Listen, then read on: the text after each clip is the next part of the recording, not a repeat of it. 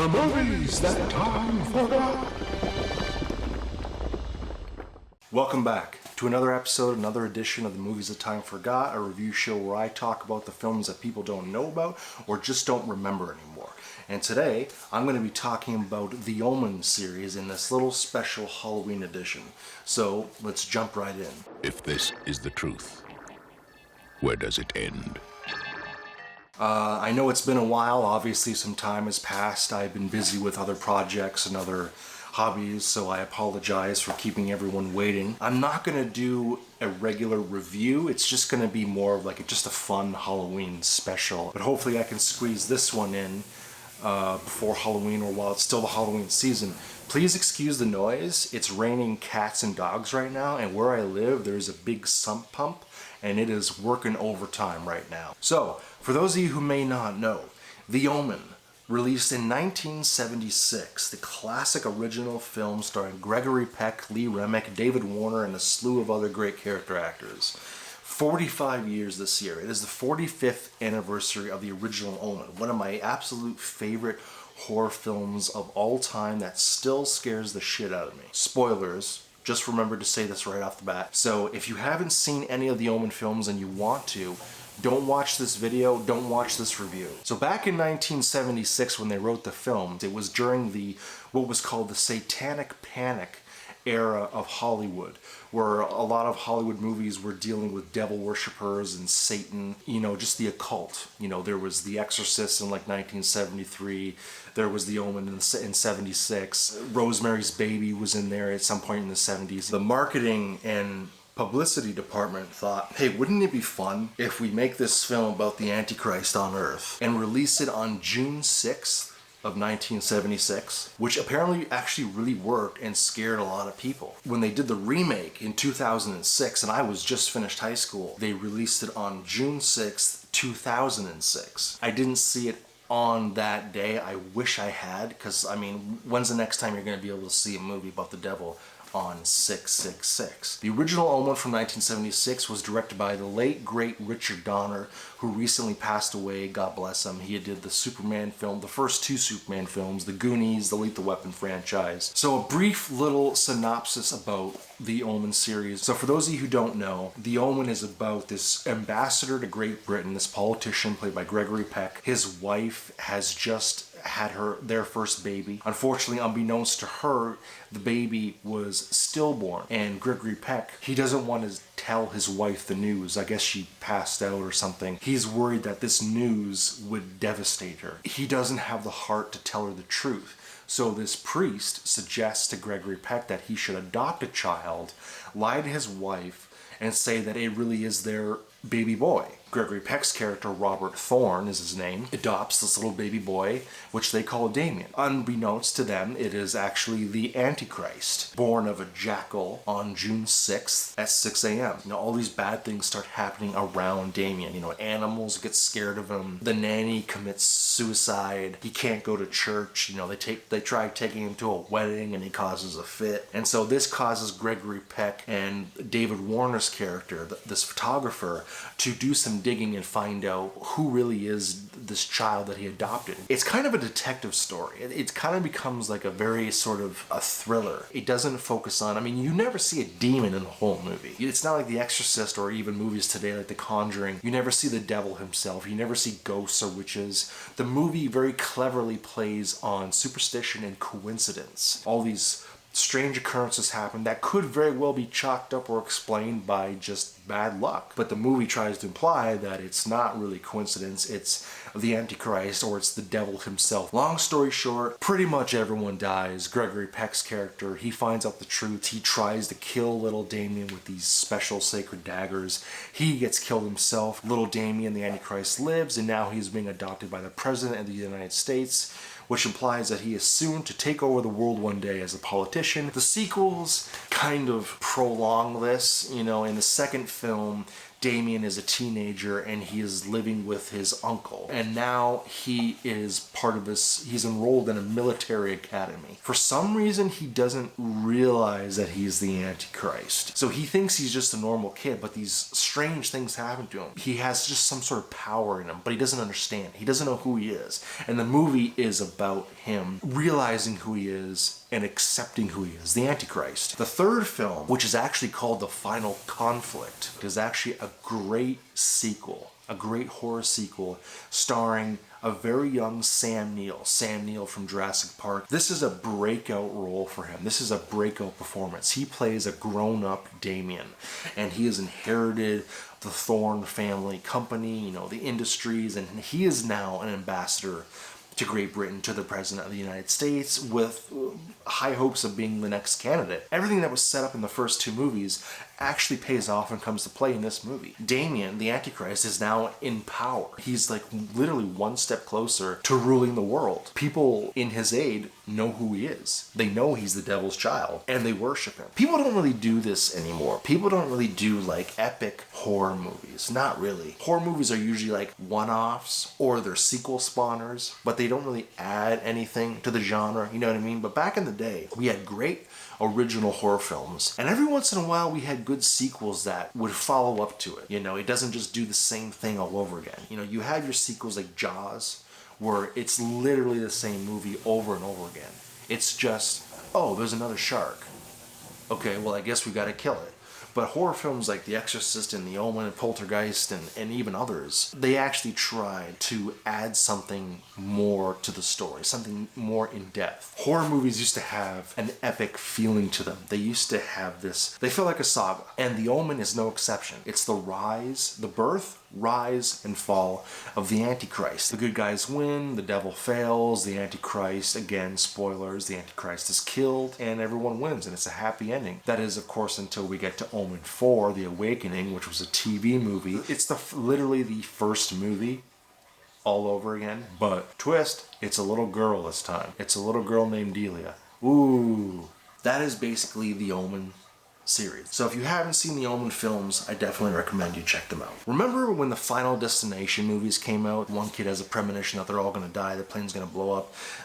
Him and a handful of people get off the plane, then the plane actually does blow up, kills people, and now suddenly everyone who has survived is dying and being killed in these weird sort of freak accidents. I was like, oh, so it's a ripoff of The Omen. You know, all these people who find out that Damien is the Antichrist, they try to warn someone or they try to uncover this plot, and whenever one of these characters knows too much, they get killed in this bizarre accident. I remember in Final Destination 3, the main characters were taking photos of everyone, and when they developed the photos, they would see inside the photograph there was some sort of hint or clue as to how the character was gonna die. The first Omen film did the whole photograph thing first. But either way, I digress. They're still fun movies to watch. So these type of deaths are what would be called a Rube Goldberg device. Rube Goldberg was an American author. He was also a cartoonist. He was also an inventor and an engineer. And he would draw and write these little comic strips or these little segments with people who would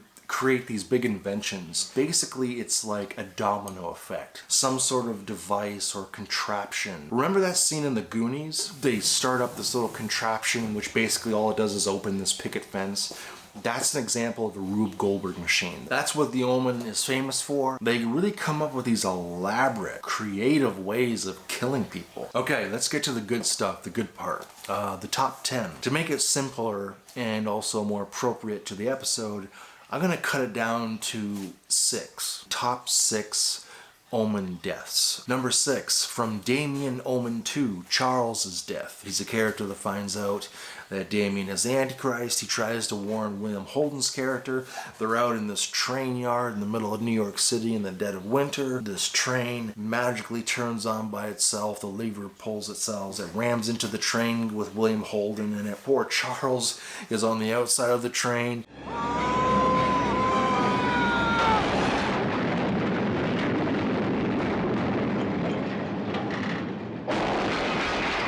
Now, you don't really see a lot of it, which is good. You know, you don't see any gore, you don't see any blood. It's kind of cheap. I mean, it's not really a classic Rube Goldberg. It's just a guy getting hit by a train. But the fact that this poor guy is just standing there and caught in the middle is what makes it so great. Number 5. From the first Omen, Father Brennan, the one who witnessed the birth of the Antichrist, he's trying to save his soul. He's trying to warn Gregory Peck's character, you know, your son is the Antichrist, the son of the devil. After he's spilled his guts, this storm comes out of nowhere, this big storm with gusts of wind and lightning, and he almost gets struck by lightning twice. And then you have Jerry Goldsmith's great score building up to this. He finally gets to his church. He thinks he's going to find sanctuary. There's this weather vane, this pole up on the roof. He gets struck by lightning.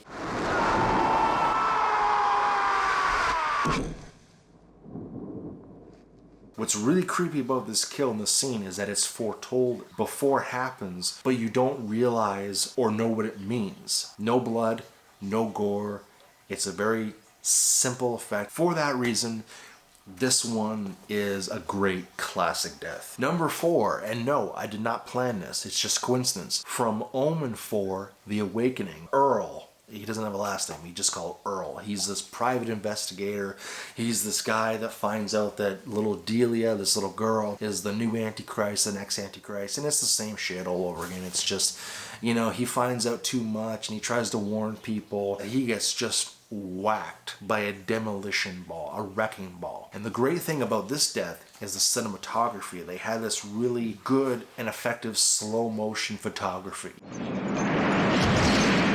If you ever wanted to see a guy get hit by a wrecking ball, Omen 4, The Awakening. Number 3, from Damien Omen 2, Dr. Kane's character, who's treating Damien after this accident. He finds out that Damien's blood or DNA is that of a jackal's. He goes to find a second opinion. Of course, he's gonna tell someone. He gets into this big elevator, this one of those big fancy like elevators with just glass windows on it that where you can see inside the shaft and you can see. I've always hated those elevators because I'm afraid of heights. Boom, and it just drops on him. And the great thing about this scene, aside from being an elaborate set piece, you assume that the elevator is going to plummet, which it does, and then he's going to die in the crash. But he lives, and you think, oh, you have that sigh of relief. Then you realize the whole thing is building up to this cable that snaps, and it just flies down. For 1978, this is a great stunt. It's a great effect. It's all practical. It's no CG.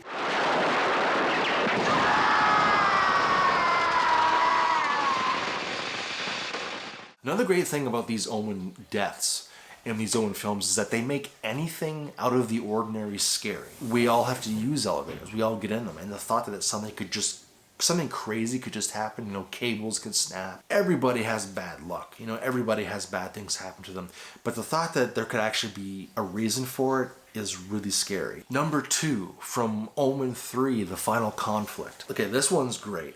So there's this ambassador to Great Britain. In this one, Damien's a grown man and he wants to get this new ambassador out of the way. So they do this thing where this dog comes out of nowhere, this evil dog, and it stares into his eyes and it gives him the thought of committing suicide. But the funny thing is that in this movie, in Omen 3, this guy kills himself in the weirdest way I have ever seen. I'm just gonna get it out there. He shoots himself in the head, but he does it in the most outlandish and over the top and really nonsensical way. Instead of just pulling the gun out and putting it to his temple, he concocts this big sort of elaborate, it's like a saw trap. I don't even understand how it works. He like pulls out his gun, somehow mounts it on his desk, gets this tape or film from his typewriter, uses it as a rope, ties it around the trigger of the gun, wraps it all the way across his room, his office, ties it around the doorknob of the store. The press is coming in to interview him. But basically,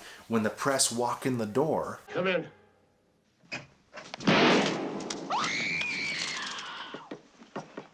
It's so ridiculous because, like, I've never seen a guy go through so much trouble to shoot himself in the head. He literally goes out of his fucking way to shoot himself in the head. But it's great. And for that reason, It is the second best Omen death. So here it is, last but not least, number 1. So Keith Jennings' character, he's the photographer. He's the one that finds out that Damien could be the Antichrist. He is Gregory Peck's character's only ally in this. He already knows his fate's been sealed because he accidentally took a picture of his own reflection earlier. We don't know when he's going to die exactly, and we don't even know how. You almost sort of forget that he's going to die or that something's going to happen, or at the very least, when it does happen, you're not ready for it. There's this truck holding panes of glass, the handbrake slips, the truck rolls down this little slant.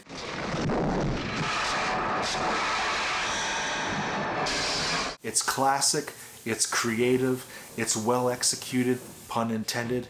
For those reasons, it is number 1. Real quick, before I sign out, before we end the episode, this is the complete Omen collection. All 4 films of the original series plus the remake. It is from Shout Factory, Scream Factory. Scream Factory is a distributor like Criterion or Arrow Video or Kino Lorber that like to restore, release, or re-release on Blu-ray for the first time on DVD classic old films. So if you are a fan of collecting Blu-rays like I am, if you're a fan of physical media, if you love the Omen films or any good horror films, definitely check out Scream Factory.